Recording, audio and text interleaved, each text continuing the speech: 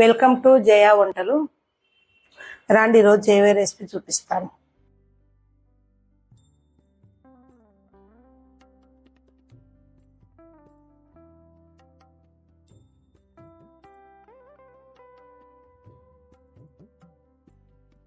మనకు బొమ్మాయి రవ్వ ఒక కప్పు, పంచదార ఒక కప్పు, ఒక కప్పు పాలు, నెయ్యి, వెండి కొబ్బరి తుడుము, మనకి లాచి పొడి. ఇది వచ్చేసి పేని రవ్వ మైదా కలిపింది. మనం చేయవే రెసిపీ ఏంటంటే ఇప్పుడు సూజీ రవ్వతో మనము భక్షాలు చేస్తున్నాం. ఇప్పుడు రేకు భక్షాలు లాగా చేస్తున్నాము. కొందరు ఓలియాలు అంటారు, కొందరు భక్షాలు అంటారు. మా నంద్యాలలో అయితే భక్షాలు అంటారు. దీనితో శనగపిండితో కాకోకుండా సూజీ రవ్వతో చేస్తున్నా. నేను చేసే విధానం చూపెడతా. ఇప్పుడు మనం గ్యాస్ వెలిగించుకొని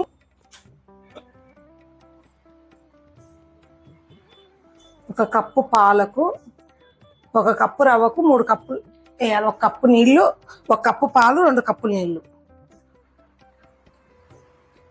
ఇవి చికెన్ పాలు 1 కప్పు తీసుకున్నానండి నేను. 1 కప్పుకు 2 కప్పులు నీళ్ళు వేయాలి.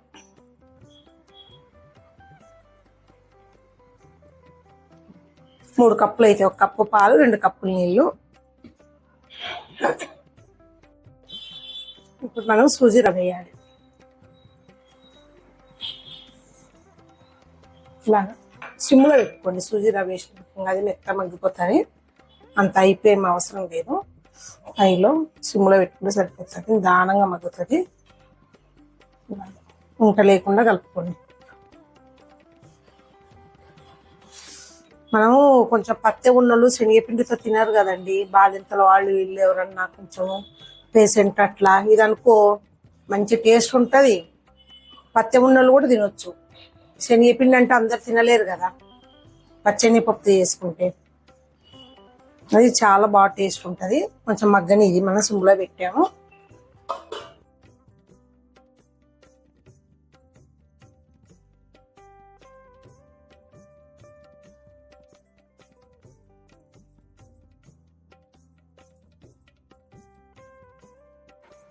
ఇప్పుడు మనకి ఇలా మగ్గిపోయింది.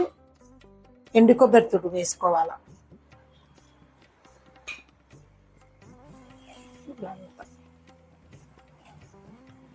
ఇప్పుడు దీన్ని నెయ్యిలో ఎందుకు చేయలేదంటే ఇప్పుడు మన భక్షాలు కాలుతాయి కదా, రోస్ట్ అవుతాయి కదా, అందుకని పచ్చిది వేసేసుకోవాలి మనం. ఎండు కొబ్బరి తుడు మాత్రం నూనె లేపుకోకూడదు. మనకు కావాలంటే గసగసాలు వేసుకోవచ్చు అట్లా. ఇట్లా ఇప్పుడు అయ్యింది మనకు. ఇది గ్యాస్ కట్టేసుకుందాం. చల్లగా అయినాక నీకు ఎలా చేయాలనే చేసే విధానం చూపిస్తా. చల్లగా అయినాక ఓకే. ఇప్పుడు ఇది చల్లగా అయిపోయిందండి. ఇది ఇలా అంతా మెదుపుకోవాలి. ఇట్లా మెదుపుకొని మనం నిమ్మకాయ సైజ్ అంతా ఉండలు చేసుకోవాలి. ఇప్పుడు ఇవన్నీ ఇలా చేసుకోవాలి. మనం ఉండలు చేసి పెట్టుకోవాలి. మనం పూర్ణ ఉండలు ఎలా చేసుకుంటామో అలాగే ఇది కూడా. ఆపి గ్యాస్ వెలిగించుకున్నాం. ఇప్పుడు మన పిండి ఇట్లా మెత్తగా అయింది కదా. బాగా దీంట్లో నూనె కొంచెం ఎక్కువే పడుతుంది.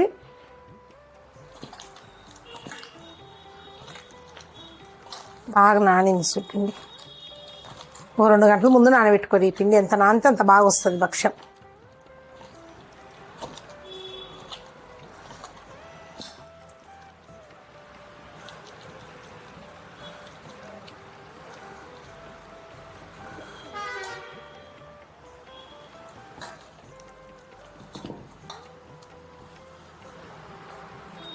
మనం ఇంతవేం తీసుకుందాం పిండి.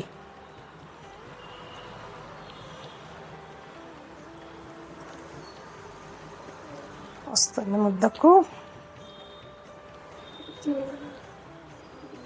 ఇది పెట్టేసుకోండి ఇట్లా.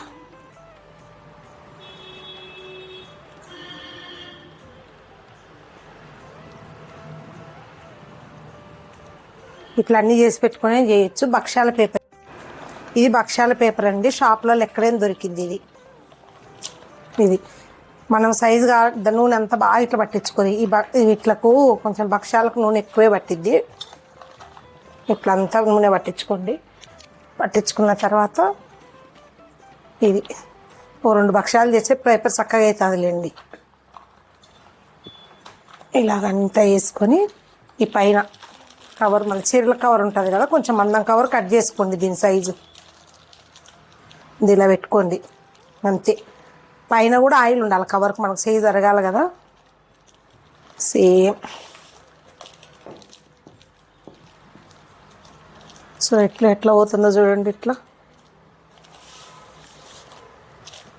చూడండి, ఎంత పతలాగా కావాలంటే అంత పతలాగా చేసుకోవచ్చు మనం.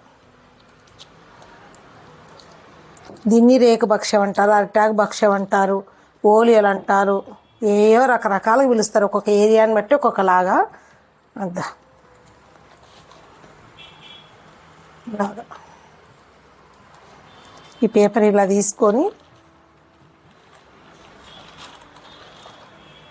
నూనె దీనిపైన ఇలా వేసేసుకోండి. ఎందుకంటే పెన్నం పైన వేస్తే మనకు ఫేస్కు చిడుతుంది ఇది ఉంటే.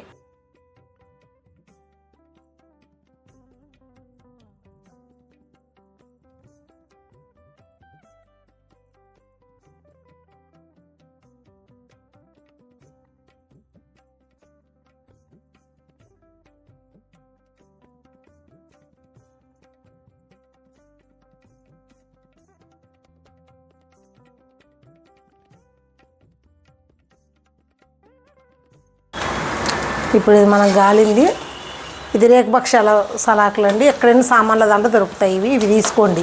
ఎంత పతలానమైనా కూడా మనం తిప్పేసుకోవచ్చు. సలాకులతో రావు సరిగా, పతలాగా ఉంటే మందం ఉంటేనే వస్తాయి. స్వీట్లో కాలుతుంది చపాతీలాగా. ఇదేనండి ఇవాల్టి సూజీ రవ్వతో రేకు భక్షాలు. ఇది మీ ఇంట్లో కూడా ట్రై చేయండి. మీకు నచ్చితే లైక్ చేయండి, షేర్ చేయండి. మరిన్ని వీడియోస్ కోసం స్టే ట్యూన్ టు జయా వంటలు. మర్చిపోకుండా సబ్స్క్రైబ్ చేస్తారని అనుకుంటున్నాను. ఉంటాను. Bye bye.